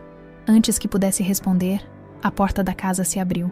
Eduardo apareceu, com Beatriz espiando curiosamente atrás dele. O que está acontecendo aqui? Eduardo perguntou, olhando de mim para Sandra com desconfiança. Acho, respondi, observando o rosto nervoso de Sandra, a expressão confusa de meu filho e os olhinhos curiosos de minha neta. Que finalmente estamos tendo a conversa que devíamos ter tido anos atrás. Naquela noite, na mesa da sala de jantar raramente usada, 4 adultos se sentaram para uma conversa franca, enquanto Beatriz dormia no andar de cima, pacificamente alheia à reconciliação que tomava forma. Eduardo, inicialmente cético, ouvia com atenção crescente enquanto Débora falava sobre seus medos, sua infância, seu arrependimento. Sandra, pela primeira vez mostrando uma faceta mais humana, admitia seu papel em alimentar as inseguranças da filha. E eu, Teresa Oliveira da Silva, aos 68 anos, finalmente compreendia que algumas vitórias não vêm de batalhas ganhas, mas de guerras que escolhemos não lutar. 6 meses se passaram desde aquela noite de confrontos e revelações. O outono chegou a Ribeirão Preto, pintando as árvores do bairro em tons de âmbar e vermelho. Meu jardim, antes cuidado apenas por mim, agora recebia atenção extra nos finais de semana, quando Beatriz vinha com sua pequena pá e regador colorido para ajudar a vovó a cuidar das plantas do vovô. Eduardo encontrou um apartamento a 10 minutos daqui, grande o suficiente para ele e para Beatriz nos dias em que ela ficava com o pai. A guarda compartilhada funcionava surpreendentemente bem, com Débora e Eduardo, estabelecendo uma comunicação mais saudável do que tinham mesmo durante o casamento. Quanto a Débora, ela mudou-se para um apartamento menor no centro, próximo ao escritório onde trabalhava. Continuava com a terapia, 2 vezes por semana, trabalhando suas inseguranças e medos. Nosso relacionamento evoluíra de hostilidade aberta para uma trégua respeitosa e, gradualmente, para algo que se assemelhava a uma cordialidade cautelosa. 3 semanas atrás, aconteceu algo que jamais imaginei possível. Débora trouxe Beatriz para passar a tarde comigo, não porque precisava, mas porque queria. Sentou-se na minha cozinha, aceitou uma xícara de café e perguntou, com genuíno interesse, se eu poderia ensinar a receita dos biscoitos de canela que Beatriz tanto amava. Passamos a tarde juntas, as 3 gerações de mulheres, com farinha nas roupas e risos enchendo a casa. Hoje, enquanto arrumo a casa para receber todos para o almoço de domingo, uma tradição que Eduardo insistira em retomar, reflito sobre a jornada que percorremos. A campainha toca, e a Margarida quem chega primeiro, trazendo uma torta de maçã e o riso característico que ilumina qualquer ambiente. Então a nora terrível agora vem almoçar todo domingo? Ela pergunta enquanto me ajuda a arrumar a mesa na varanda. O dia está lindo demais para ficarmos dentro de casa. Não é bem assim, corrijo suavemente. Débora vem quando se sente confortável, quando a agenda permite. Não forçamos nada. Nunca pensei que veria essa reconciliação, Teresa. Depois de tudo o que ela fez, não é exatamente uma reconciliação, Margarida. É mais um recomeço, com regras novas, expectativas diferentes. E você, conseguiu perdoar mesmo? A pergunta paira no ar enquanto coloco os talheres cuidadosamente ao lado dos pratos que foram de minha mãe. Perdão, uma palavra pequena para um conceito tão monumental. Sabe, respondo finalmente, aprendi que perdoar não significa fingir que nada aconteceu. Significa escolher não deixar que o passado controle seu futuro. Sábia como sempre. Margarida sorri, apertando minha mão brevemente. Logo Eduardo chega, trazendo o refrigerante e o sorriso relaxado que voltou a seu rosto nos últimos meses. Atrás dele, Beatriz corre para meus braços, seu vestido florido balançando com cada passo. Vovó, adivinha só, tirei nota máxima no trabalho sobre árvores genealógicas. A professora adorou as fotos antigas que a senhora me emprestou. Que maravilha, meu amor. Você sempre foi tão inteligente. Igualzinha à avó, Eduardo comenta, piscando para mim enquanto se inclina para um beijo em minha bochecha. Quando Débora chega, 30 minutos depois, não há mais a tensão que antes dominava o ar quando estávamos no mesmo ambiente. Ela traz uma salada que preparou e um livro que achou que eu gostaria, um romance histórico sobre professoras no interior do Brasil nos anos 50. Um pequeno gesto que demonstra que, pela primeira vez, ela realmente prestou atenção em quem sou, no que gosto. Durante o almoço, observo minha família reunida. Eduardo e Débora conversando civilizadamente sobre a próxima apresentação escolar de Beatriz. Minha neta contando animadamente sobre o novo projeto de ciências, alternando sua atenção entre todos os adultos presentes, sem medo, sem ter que escolher lados. É um quadro imperfeito, marcado por cicatrizes visíveis e invisíveis, mas é real, é nosso. Depois da sobremesa, enquanto Eduardo e Débora ajudam a tirar a mesa, outra novidade bem-vinda, Beatriz me puxa para o jardim, para o banco sob a jabuticabeira que Antônio plantou quando nos mudamos para esta casa. Vovó, posso perguntar uma coisa? Claro, meu amor. A mamãe e o papai não vão voltar a morar juntos, né? Seus olhos grandes me estudam, buscando a verdade que apenas adultos muito bobos tentariam esconder de uma criança tão perceptiva. Não, querida. Eles são melhores pais quando estão separados. Às vezes é assim. Eu sei. Ela assente. Surpreendentemente sábia para seus 8 anos recém-completados. Antes eles brigavam muito. Agora conversam de verdade. Exatamente. E a senhora, vovó? A senhora está feliz agora? A pergunta me pega de surpresa. Durante tanto tempo minha felicidade parecera irrelevante. Secundária à de todos ao meu redor. Eduardo, Beatriz, até mesmo Débora. Agora essa criança me perguntava diretamente sobre meus próprios sentimentos. Estou, Bia, muito feliz. Porque a família está junta de novo. Sim, por isso. Mas também porque finalmente entendi algo importante. O quê? Ela inclina a cabeça, curiosa. Que a vovó também importa. Que meus sentimentos, meus desejos, meu lugar nesta família, tudo isso tem valor. Beatriz sorri, como se aquilo fosse a coisa mais óbvia do mundo. Claro que importa, vovó. A senhora é a pessoa mais importante. Não mais que você ou seus pais. Corrijo suavemente. Diferente. Ela decide após um momento de reflexão infantil. Todo mundo é importante de um jeito diferente. Sorriu, maravilhada com sua percepção. Exatamente, meu amor. Diferente. Não mais ou menos. Do outro lado do jardim, vejo Eduardo observando-nos. Um sorriso sereno no rosto. Ao seu lado, Débora conversa com Margarida, aparentemente interessada nas histórias que minha amiga sempre tem para contar. 2 realidades que jamais imaginei possíveis meses atrás. Mais tarde, quando todos já partiram e a casa volta ao silêncio confortável do fim de tarde, sento-me na cadeira de balanço na varanda.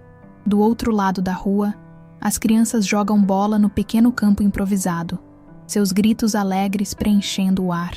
A vida continua seu ciclo, imparável, imperfeita, maravilhosa. Pego o porta-retratos que mantenho na mesinha ao lado da cadeira. Uma foto de Antônio, sorrindo sob esta mesma jabuticabeira.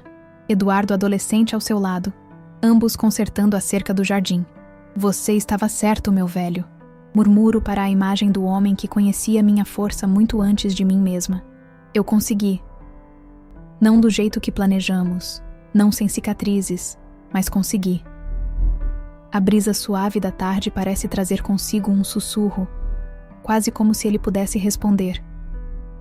Fecho os olhos, sentindo o calor do sol poente no rosto, a madeira sólida da cadeira que Antônio construiu sustentando-me, como ele sempre fez em vida. A jornada que percorri não foi sobre vingança, ou sobre provar que estava certa. Foi sobre redescobrir meu valor, minha voz, meu lugar. Foi sobre aprender que amar não significa anular-se, que perdoar não significa esquecer, que envelhecer não significa tornar-se invisível. Amanhã, Beatriz virá direto da escola para passar a tarde comigo. Vamos preparar uma surpresa para o aniversário de Eduardo na próxima semana. No sábado, levarei-a ao Museu de História Natural que acaba de inaugurar no centro. E no domingo que vem, todos estaremos novamente reunidos aqui, construindo lentamente uma nova versão de família. Imperfeita, às vezes desajeitada, mas nossa. O telefone toca, interrompendo meus pensamentos. É Eduardo. Mãe, só ligando para agradecer pelo almoço. E para dizer... Bem, para dizer que te amo. Também te amo, meu filho. Beatriz não para de falar sobre o projeto que vocês vão fazer amanhã. Vai ser especial. Prometo, sorrindo para o céu que começa a se tingir com as cores do pôr do sol. Depois que desligamos, permaneço na varanda, observando a vida acontecer ao meu redor. Os vizinhos voltando do trabalho, as primeiras estrelas aparecendo no céu, o aroma do jasmim que plantei há décadas envolvendo tudo como um abraço perfumado. Finalmente entendo o que Antônio sempre soube. Nossa força não está em nunca cair, mas em como nos levantamos. Nossa vitória não está em nunca sermos feridos, mas em como curamos. E nosso valor não precisa ser reconhecido pelos outros para existir. Ele sempre esteve lá, silencioso mas inabalável, como as raízes da jabuticabeira no jardim, invisíveis mas sustentando tudo o que cresce acima. E quanto a mim, Teresa Oliveira da Silva, aos 68 anos, finalmente compreendi a maior lição de todas. A vida nunca é exatamente o que planejamos, mas isso não a torna menos extraordinária.